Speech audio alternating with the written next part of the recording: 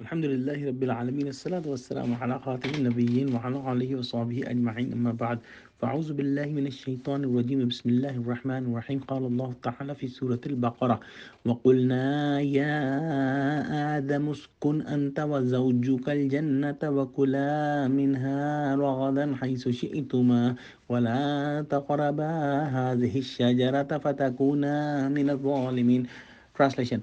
And we said, O Adam, live in Jannah paradise, you and your wife, and eat freely food and fruits wherever, whatever you wish. But do not go near this tree, lest you become wrongdoers. One thing to understand from this ayah that Allah subhanahu wa ta'ala gave the open invitation to Adam alayhi salam and Hawa alayhi salam to go and eat from wherever they wanted to eat, except only one tree. And if we see around us, the same thing applies that Allah subhanahu wa ta'ala has made most of the things halal for us, and a very few limited things to drink and eat are haram, or very limited things to do is haram. So, but shaitan will give us, the thought of doing that particular sin, that particular food or drink, or that particular act which is haram. So we must understand one more thing to understand here in this ayah, that Allah said that if you don't listen to my order, you will be among who? Among Zalimin. And zulm is an Arabic word and very important to understand because it's going to be repeated again and again in Quran. The concept of zulm is to move any item, anything from its original position to another position. And the biggest zulm is shirk.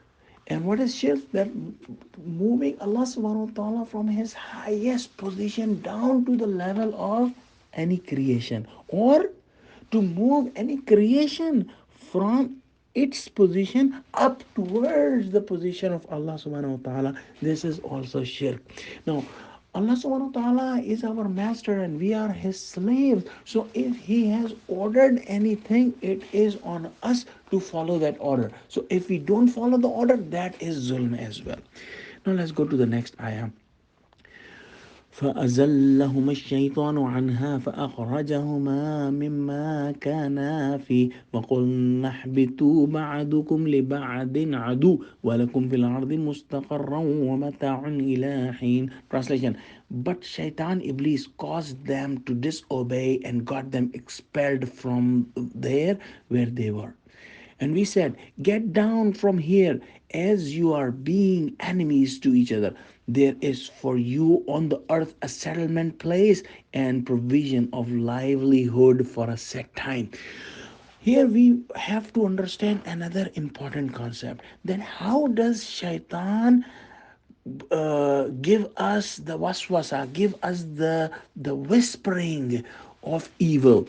To see this, see ayah 120 surah Taha. فوسوس إليه الشيطان قال يا آدم هل أدلك على شجرة الخلد وملك لا يبلى.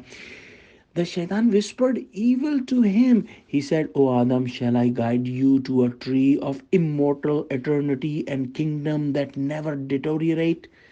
So he did not say that, oh, Adam, do shirk with Allah or do some other thing that he knew that Adam won't do. But he knew the weakness of Adam alayhi salam, that he may be, misguided there. And that's exactly he did, that he told him about the immortal eternity and kingdom that is the weakness for any human being. Now, let's go to the ayah and finish this.